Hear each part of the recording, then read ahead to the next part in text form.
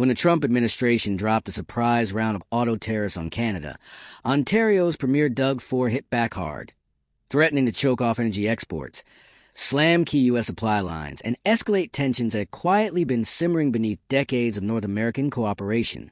The dollar is falling. The empire is fading. But your voice is rising. Don't just watch history happen. Be part of it. Why'd have you checkmark subscribe to this channel for more fearless analysis from Richard Wolff and voices the mainstream media refuses to platform?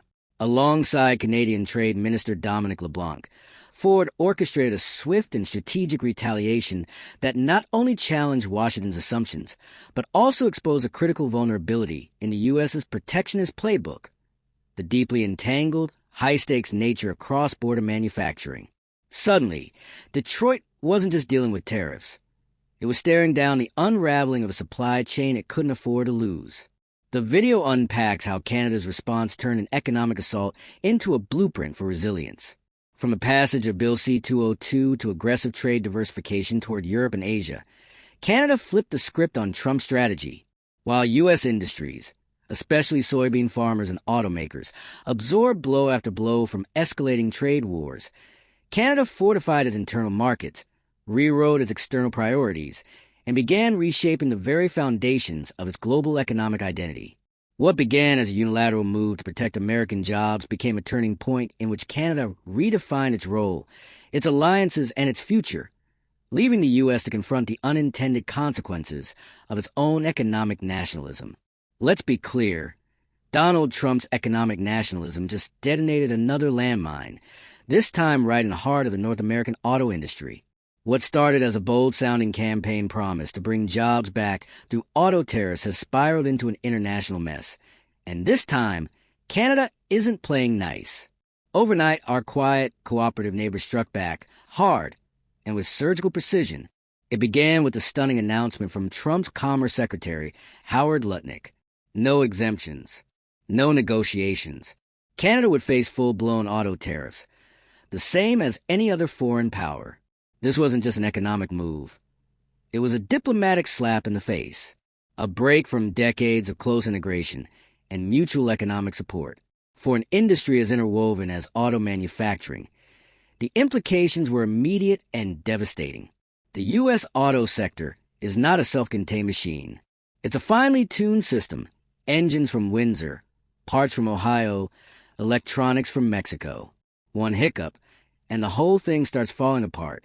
That's exactly what Trump delivered: a wrecking ball to the supply chain. By slapping tariffs on Canadian autos, he didn't just target our northern neighbor. He took aim at American workers, too. The price? Skyrocketing production costs, uncertain jobs, and a long-term competitive disadvantage. And Canada? It didn't blink. Ontario Premier Doug Ford led the charge with a blistering counterattack.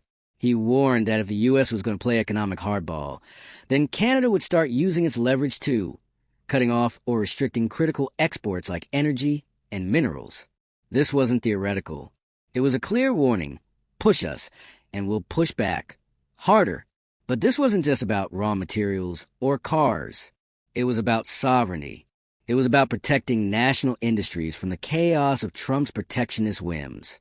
And Canada was ready. Trade Minister Dominic LeBlanc stood firm. Ottawa was done begging for exemptions. Instead, they got to work. First came the legislative shield, Bill C-202. This bill locked in Canada's supply management system: dairy, poultry, eggs, areas Trump's team had long targeted. Now, those sectors are legally untouchable. The message was crystal clear: Canada would not be bullied into submission. But Canada didn't stop at defense. It went on offense globally. Faced with an increasingly unreliable U.S., Canadian leaders pivoted fast. They doubled down on international trade diversification, striking deals and deepening ties with the EU, Indo-Pacific nations, the UK, and Mexico. This was no symbolic move. It was a decisive strategy to break from over-reliance on the United States. Canada started building a new trade map, one where its economic future wasn't tethered to American unpredictability. And while Trump was busy starting trade wars, Canada was quietly securing new markets, new partners, and new protections. The diversification campaign wasn't just smart, it was essential. Meanwhile, the chaos in the U.S. only grew. While Trump shouted about winning trade wars, American industries were bleeding. Nowhere was this clearer than in agriculture. Trump's separate spat with China sent U.S. soybean exports into a freefall. American farmers watched as decades of market access vanished overnight. China turned to Brazil and Argentina. Billions in losses. Entire farm communities pushed to the brink. This wasn't economic nationalism. It was economic self-harm. Trump's team had sold tariffs as a patriotic act, a way to bring jobs home. But the reality was more brutal and more complex. When your economy is built on integrated supply chains and global exports, slamming the doors shut doesn't make you strong. It makes you isolated. And in today's world, isolation equals weakness. The U.S. auto industry, once the crown jewel of American manufacturing, is now in turmoil. Job losses are stacking up. Car prices are climbing. Suppliers can't plan. Investors are spooked. And in boardrooms from Detroit to Tokyo, there's one clear consensus. Trump's protectionism is bad for business. Canada saw this storm coming and acted with speed and clarity. The government rallied. Ford and LeBlanc, not exactly ideological allies, stood united. The Canadian Parliament passed Bill C-202 in record time. Trade negotiators fast-tracked agreements across continents. It was a full-spectrum response, legal, economic, diplomatic. But what stands out most is Canada's mindset shift. For decades, Canadian policy operated on the assumption that the U.S. was a stable, reliable partner. That belief is dead. Trump's auto tariffs killed it. And what replaced it is something much more durable, a national strategy based on independence, resilience, and diversification. And while Canada was fortifying, the U.S. was unraveling. Auto executives begged for clarity. Farmers protested. Economists warned of long-term damage.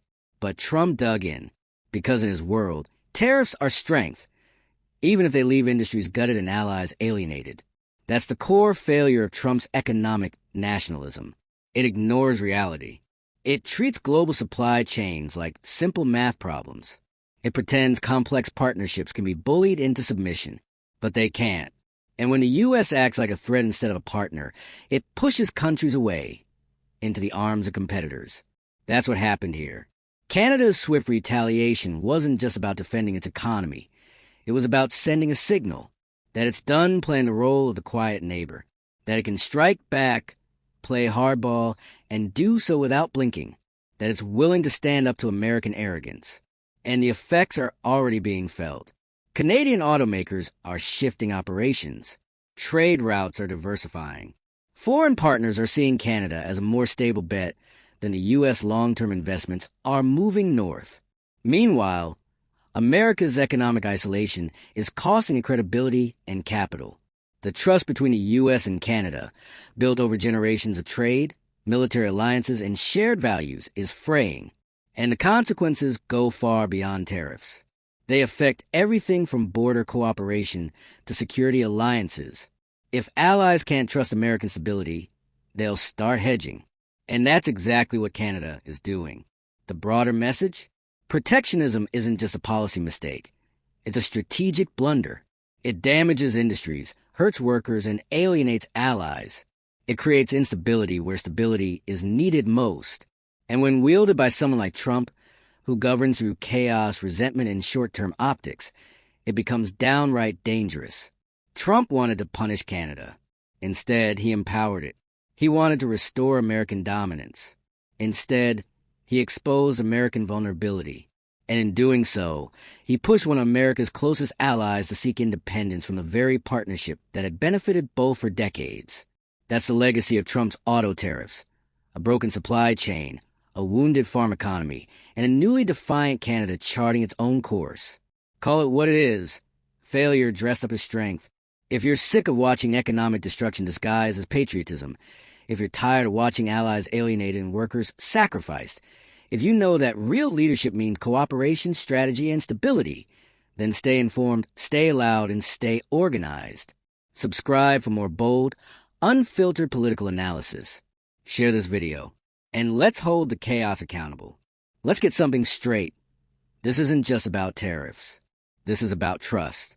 Decades of trust, shredded in a matter of months by a president who thinks diplomacy is a reality show and trade policy is a blunt instrument to score headlines. Donald Trump promised to fix trade. What he delivered was a wrecking ball aimed at the foundations of North American economic cooperation. And nowhere is that more painfully obvious than in the auto sector. Before Trump's tantrum tariffs, the U.S. and Canada had built something rare in global economics, a seamless, efficient, cross-border production network. Cars assembled in Michigan relied on engines from Ontario, steel from Alberta, electronics from Ohio. Parts crossed the border 6, 7, even 8 times before final assembly. That's not inefficiency. That's high-performance integration. But Trump doesn't understand complexity. He understands enemies. And in his eyes, even allies like Canada could be treated like trade adversaries if it suited the political narrative. So he pulled the trigger. Auto tariffs on Canadian vehicles, with no exemption, no grace period, no real rationale beyond his own obsession with winning. And that's where it all started to fall apart. The cost of American cars surged almost overnight. Manufacturers were forced to delay production, reroute parts, lay off workers. Consumers were hit with higher sticker prices. Small suppliers, the backbone of the North American manufacturing network, started going under. This wasn't hypothetical. It was happening in real time. And it wasn't America first. It was America flailing. Now Canada? Canada could have played it safe. Could have gritted its teeth and waited for the next election. But instead, it showed what smart governance looks like when under pressure. Premier Doug Ford, hardly a diplomatic figurehead, stepped into the spotlight and didn't hold back. He called out the tariffs for what they were, economic blackmail. And he responded not with more words, but with action. Ontario's government began mapping out targeted retaliation, strategic energy exports, vital mineral supply chains, and industrial inputs the U.S. relies on. Suddenly, the calculus shifted. Canada had leverage, and it was ready to use it. Trade Minister Dominic LeBlanc brought the legal hammer. Bill C-202 wasn't just a policy tweak. It was a full-throated defense of Canada's domestic industries. It protected the politically charged sectors that the U.S. had tried to pry open for years: dairy, poultry, eggs. And it sent a message: Canada would defend its economy, not cave to Trump's bluster. Meanwhile, Canada's foreign affairs and trade officials accelerated their pivot. New trade deals were no longer aspirational. They were survival tools. The EU-Canada trade agreement? Suddenly vital. The Indo-Pacific strategy? Fast-tracked. Ties with the UK, Mexico, South Korea deepened. This wasn't just smart economics. It was a declaration of independence. And here's the kicker. It worked. Canadian exporters began redirecting goods to European and Asian markets. International investors started viewing Canada as a more stable, rules-based alternative to chaos in Washington. And trade diversification wasn't just a talking point. It was happening fast. All while Trump's policies continued cannibalizing the U.S. economy from the inside. Let's not forget what was happening to American farmers in this same moment. While Trump was starting trade fires in North America, he was waging an all-out war with China. And when Beijing retaliated by slamming the door on U.S. soybeans, American farmers were left holding the bag. Soybean exports to China collapsed. Storage bins overflowed. Prices tanked. Family farms went bankrupt. And Trump's solution? Government bailouts. Not market access. Not trade resolution. Bailouts. A short-term Band-Aid for a self-inflicted wound. Billions in taxpayer dollars spent just to keep farmers from going under because the president couldn't control his trade impulses. Economic nationalism, Trump style, didn't make America stronger. It made it more fragile, more volatile, and more isolated. Meanwhile, Canada was proving just how powerful, smart, deliberate strategy can be. It wasn't about bluster. It was about building economic alliances based on trust, rules, and mutual benefit. The opposite of Trump's scorched earth approach. And let's not overlook the ripple effects. Major automakers started scaling down U.S. investments. Why risk building new plants when tariffs could upend everything overnight? Some companies began quietly moving operations to Mexico or Canada, places where trade rules were more stable, where leadership didn't change course based on the mood of one man. That's the cost of Trump's chaos. It doesn't just harm relationships, it kills certainty. And in business, certainty is everything. Canada, facing an existential threat to its biggest industry, didn't panic. It adapted, it unified, and it showed that resilience isn't about waving flags and shouting slogans. It's about taking real, strategic action. In the U.S., it was left scrambling. Tariffs that were supposed to protect American workers were now hurting them. Consumers were paying more. Exporters were selling less. Farmers were broke. And the government was writing checks to clean up the damage. Let's call this what it is: a total backfire. Trump's protectionist crusade didn't bring prosperity.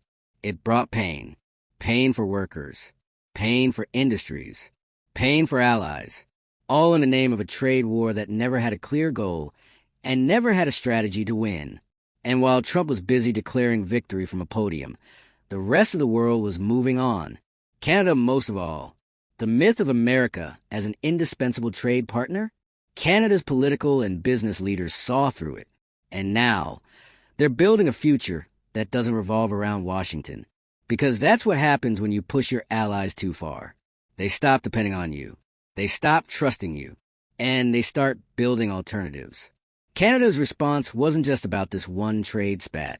It was a long-term pivot. A reimagining of its place in the global economy. One where American instability isn't a threat because Canada no longer has to rely on it. And that shift is permanent. Trump thought he could scare Canada into submission. What he did instead was give them every reason to stop waiting for America to come to its senses. Every reason to invest in new partners, new markets, new protections. And now, the damage is done.